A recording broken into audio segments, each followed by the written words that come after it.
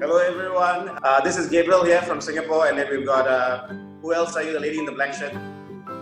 My name is Mehak, I'm from Bangalore, India. And the one in yellow? Tina, Chennai, India. Chennai, India, okay. Apparently Chennai with a UK twang.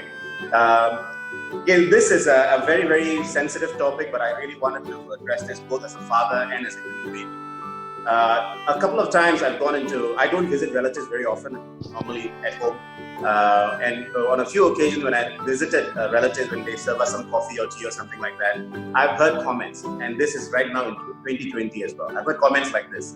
As a girl, you should keep your own cup. They'll say that to my daughter. Okay, as a girl, you should go and keep your own cup. They don't say that to my son, they don't say that to me. Or when they are preparing lunch or dinner, they'll say, as a girl, you should learn how to cup yourself this and cup yourself that. And I'll just get up, grab my daughter's hands, I will grab my son's hand, and I'll just get out of the place. And I've always told myself I do not want such influences in my daughter's life, because I want to raise her as a champion, I want to raise her as a person, or she has to take the responsibility of being the best version of herself and do whatever she wants to do with her life.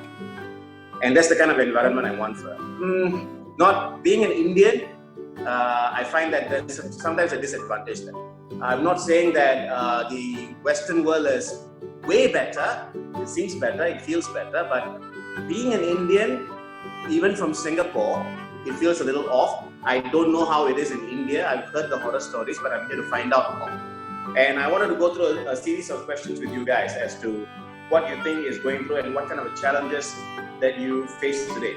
But the thing is, I want to ask you this question. What is the truth? In your opinion, what are you going through and what are the challenges in your opinion? I think for most part, the kind of times that we are living in, and also extremely important to note that we're talking about being in a city or in a rural area, that makes a lot of difference in a place like India for sure. For most part, it's not that bad, but there is, but I also feel that comes from a place of privilege, because, you know, depending on where you are living, who you're living with, if you have a career or not, how many people are influencing your, you know, life choices.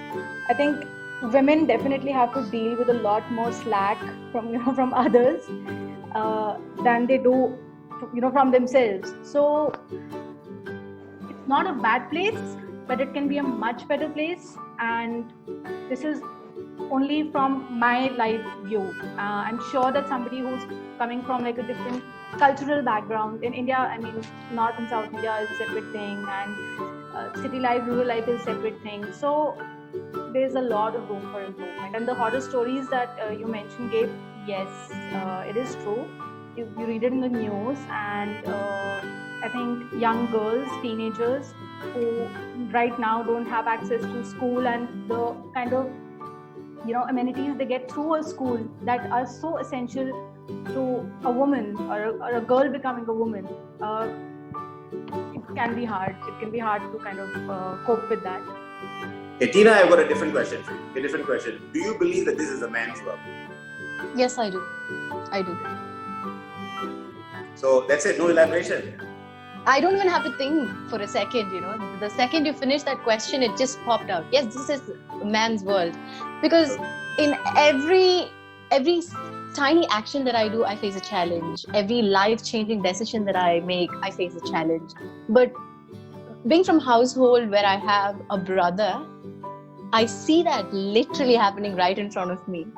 You know, everything. I just say, why does he get away with it? Why can't I do the same thing? Why doesn't mom ask him the same question? And there you go. It's just there. It's just there where I am. You know, I've got an interesting thing to share, because in my family, it's just my sister and me. My sister always felt that way as well. And we are both divorcees. And when I got divorced more than 12 years ago. And I'm still single, but the thing is, the questions about me getting remarried started within a few days after my divorce. Oh, okay. Immediately, they say, it's over. Why don't you get remarried? And I was looking at them, it's like, nothing for you to talk about, it's for me to look at and decide. But for my sister, wasn't the case. For my sister, they say, oh no, you have to be like Indira Gandhi and live alone and stay alone and be single. And And it was, for me, it was shocking. It's like, wait, how come I get a chance to get remarried within a few days? And that's exactly what happened to her ex-husband as well. He got remarried within a few days. And I was just wondering, it's like, so the woman is just basically for the rest of your life, you just put on a white sari, shave your head, call it him. Like in the olden days, you know what I'm saying? Yes. And that is exactly what is happening even today. This kind of disparity is just way too clear. You know, in the Western world, maybe a little bit different, but I think the challenges are different. Maybe on the corporate side, when how much money they are making, maybe is the salary the same? For the same job, different genders, is the salary the same? I think I'd rather battle there than this kind of a silly battle where you should remain in the kitchen. Is it safe for you to walk around, you know, in the middle of the night? Is it this dowry nonsense that I'm still hearing until today, especially when I was watching this wonderful program on Netflix called Daughters with Destiny or Daughters of Destiny. They are still talking about dowry, you know, and how real is that? Unfortunately, very real. Like sometimes it's not even openly talked about, but that hint that, oh, since you're from the girl's side and since you're the bride, it's expected that, you know, there will be a certain amount of gifts or like a certain amount of bank balance. Like one of my friends told me it was an arranged marriage, first of all, arranged marriages. And she told me that when she got married, her parents had like a fixed deposit that they gave to the, you know, boy's side as a wedding present. That was just like a huge amount of money.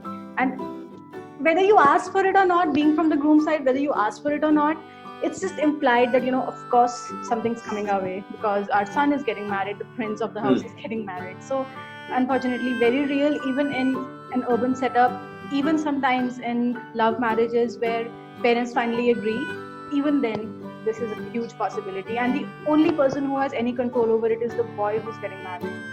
And it's a very difficult situation, very sensitive situation also. I guess one of the reasons why they prefer boys in India compared to girls. Just one of the reasons, yes. Okay, now the thing is, how can we make it better? What do we do? Ouch. I think as educators, we have this connect with the upcoming generation, right? I think we should lead as an example. That's as simple as it is. We just need to lead as an example. We need to talk about things that have been hidden from them. We need to talk about things that they say you shouldn't talk about. I think that's how we can overcome it. That's the only thing that I see. You see, I had an experience working with teachers in India, and I remember them telling me that when I asked them a question along the lines of what is the most difficult challenge you face as an educator, I was expecting they will say something about the school, but the answer they gave me was their mother-in-law calling at 4 o'clock is a very big problem. Yeah, the husband calling at 6 o'clock for tiffin or something is a very, very big problem. And these things are still happening. And this was as early as just a few months ago when I was in India. Why is this still happening? And I'm still hearing guys talk about women almost as either objects that belong in the kitchen or sexual objects. Okay, I think a friend of mine recently who also talks very much about rape culture. You know, I took a long time for me to even understand that How phrase. is You know, that rape culture? Yeah. Yeah, and why are all these things happening, and what has to be done? What do you think, first of all, rape culture is, in your opinion? I think it's more like a stigmatization, and I'm sorry, I'm more in tune with something else that you said before, rape culture. I think why this is still happening is because in a lot of cases it's women who are perpetuating this. Unfortunately, you know, women Right.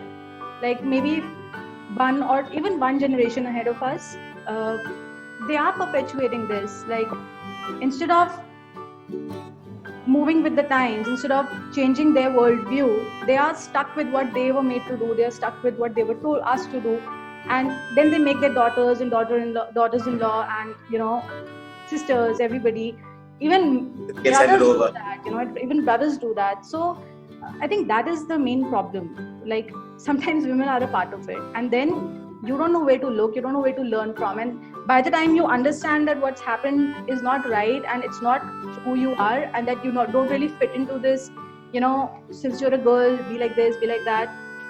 It just defeats the purpose of the whole thing. And rape culture is it's such a irksome. Just the term rape culture is like, how do you describe it? Like I would It's pretty ask disgusting. you. I I get it. ask you how would you describe it? You see, the thing is, this is coming from a guy, okay? And when you look at a very, very beautiful woman, and this applies to everything, whether it's skin color or anything, you're supposed to look at a beautiful woman. You're not supposed to undress her in your head. You're not supposed to have sex in your head. You're not supposed to treat the person horribly in your head. You're not supposed to wonder whether this person will go to bed with you at that particular night. You're not supposed to wonder all these things. All these things cannot happen in your head. Yeah. This girl will look this way in bed and all that. But the problem is not that. The problem is so many things have to happen to have a mindset that allows a human being to look at another person as a human being. So what are the things that have happened that makes a person look at the other person as a sexual object? I know immediately a lot of people will start saying, oh, you know what, in Bollywood dances, women are looked at as a sexual object. In modeling shows, runway model shows, women are looked at as a sexual object. Actually, no. That's just entertainment. A person is showing you how a dress looks on her and she's just walking the ramp for that sake. That doesn't give you the right to look at another woman and say, I can rape you. It doesn't. Yeah. It all starts with respect. And for me personally, little things make a difference. It's like the fact that a man is so obnoxious, and I apologize for all men in the world, but he can pee on the road and he doesn't even have to care about whether anybody is staring at him. Oh yeah. Now those are the little things that add to respect. You've got to look around you, man, where am I? Are people looking at me? What kind of a image am I creating for myself and for the people around me? I need to go to a bathroom. It might be a 5 minutes drive away, but bloody hell, do that already. Yeah. Right? These are the little things, and we take it for granted. So all these things get packaged up. You ask girls to sit on one side and boys to sit on one side, and then hormones just heat up over the years. They just start looking, and that is why I'm not saying that in Western culture there's no rape. I'm not saying that. There is definitely rape in those countries as well, but what are the numbers like? Right? What are the numbers like? Not very drastically less, but yeah, definitely lesser. And I think there's a lot more gender equality, I would say. Like from what I have seen outside of India, there is a lot more gender equality, and as a woman, it's much more comfortable to be, walking out. If suppose you're in the Western world or you're in a first world country, it's easier to be a woman there. It's easier to go out and walk. It's easier to be alone there. It's not the same in India. Yeah. So what can be done? What do you think what are the simple things can be done? Like if we were to give advice to a bunch of men, right? So to all the men listening out there, right? They are all looking at this podcast and you are giving one advice. Guys, can you stop doing just this one thing? Maybe each of us can give one. And then maybe we can say something to the women as well. I think, like Mehak said, it's just getting passed on. They're just passing on the baton. They think it is a golden baton and then it just keeps getting passed on.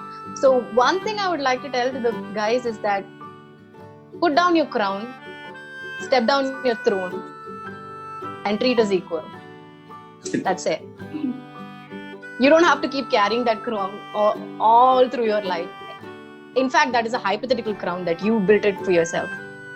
No one even gave it to you. Don't say you. There are some of us good ones. I mean, I'm talking in general. I mean, the majority of the people. Hashtag not all men. Yeah. Yeah. You don't want men to throw stones at the television looking at this video. No, it's just those people who form the majority of that group. It's exclusive for them. I have a very can I just add to that, Mehak, 1 second? But Tina, just hearing that, right, is very painful.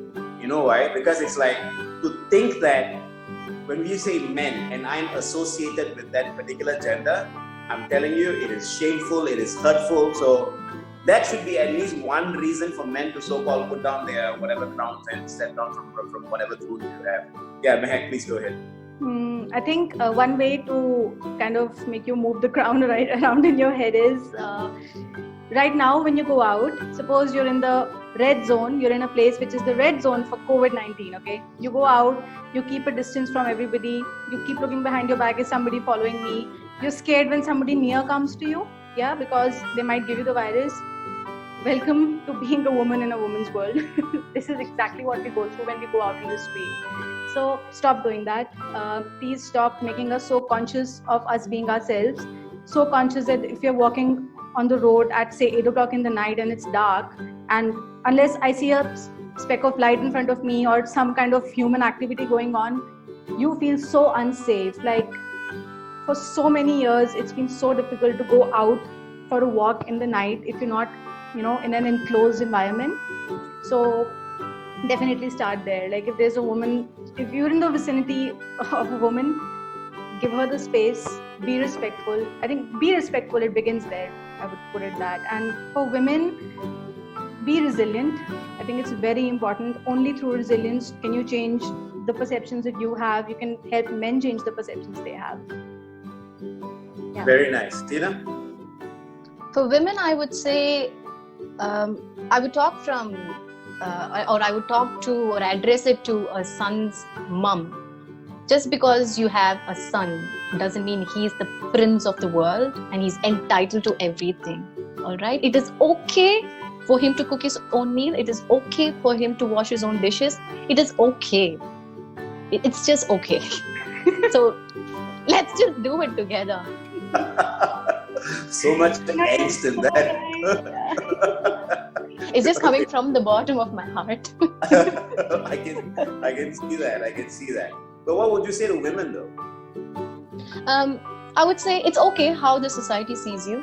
It's by the end of the day, it is you who's undergoing all those things. So it's okay to step out of a relationship. It's okay whatever they call you. You still have what it takes in you.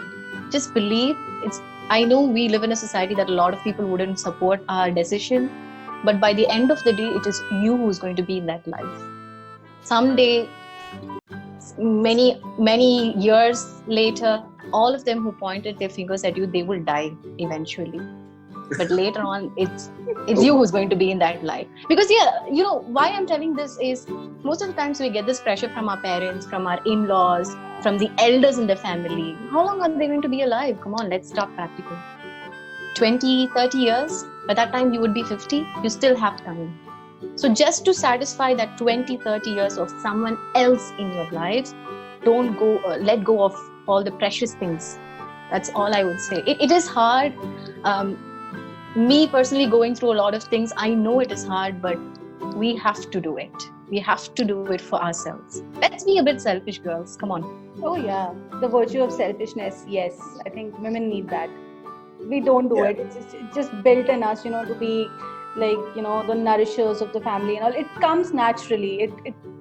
Once you're independent or once you set up your own, when you're out of your parents' house, it just happens. You just want to do those things. Do that. But don't let the men take advantage of that. Don't let them be slobs just because you're taking care of them. Very nice, guys. Very nice. Personally, see, I've always believed in one thing. Whether you're a man or a woman, you must be the best version of yourself. And being the best version of yourself is really, really difficult to do. But it's a journey. It's a beautiful journey, and everybody has to step up and do that. And it's filled with pain and it's filled with pleasure. And it has been extremely difficult for women.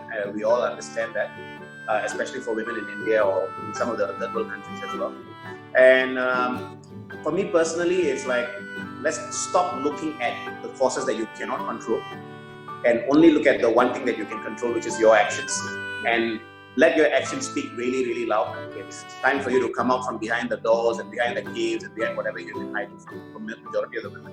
And just start voicing out. There are many women who have kind of laid the pathway for that. We just have to take it. More have to come out. More have to take the baton and move on. This is part of the Education Superhero series that we're doing for all educators, all the women and all the men out there, and we're going to carry on talking about topics like this. I'm glad that we talked about this because this was actually inspired by this particular program called Daughters of Destiny. And I was very tired of hearing all those things about girls as well, always being almost like second-class citizens. I'm glad that we addressed it. I don't think this should be the only episode. I think we should do a part 2, part 3, part 4. Absolutely. And carry on talking about it and have more guests on board as well. Maybe at least one more. Yeah. And any last words from you guys, and then we can wrap it up. I just have one question which I've been wanting to ask a man for a very long time. Gabe, what do you think is not equal for men in the world? Like, do you have any kind of societal pressure that you deal with on a daily basis? Maybe it's about, being the provider, like they say, or is there a particular thing that you feel that you have to do as a man that's basically a societal influence? Or have you overcome that? I think I don't belong to a particular sample group. I belong to a weird group. I've never seen women as women. I've never seen it that way. I've never seen white people as white people. I've never seen Indians as Indians. I've always seen the human in the person. If I'm in a relationship, I would prefer the other person to do 50% of whatever I'm doing. I've always been that way for whatever reason. So maybe I'm actually thankful that happened. But the pressure I feel most of the time when it comes to I don't think I've ever been compared like men and women, but I think when it comes to women, what I really have trouble with is don't alienate the man. The man is not the problem sometimes. Maybe it's just you having to step up. That's one. But as a man, what kind of responsibility, what kind of burden do I feel? There's an expectation every single time. There's an expectation, and sometimes we don't want that expectation. You are expected to provide. Okay, great, we will. But you can also be a part of that. Yes. I am expected to be the guy who puts the bacon on the table or something like that. Yeah. You can buy half the bacon as well. Yes. So I think that's nicer. But for that to happen, both parties must step up equally.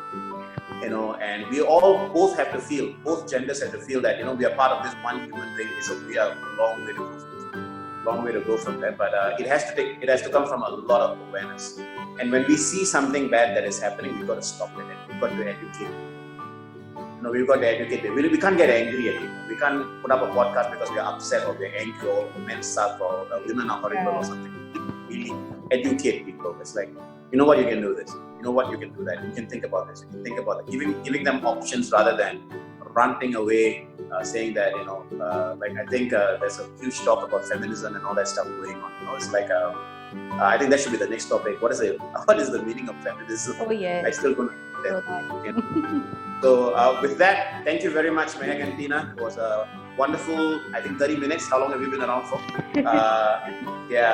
20 to 30 minutes. And we look forward to seeing you guys again. And yes, thank you. Bye. Thank you so much. Bye-bye.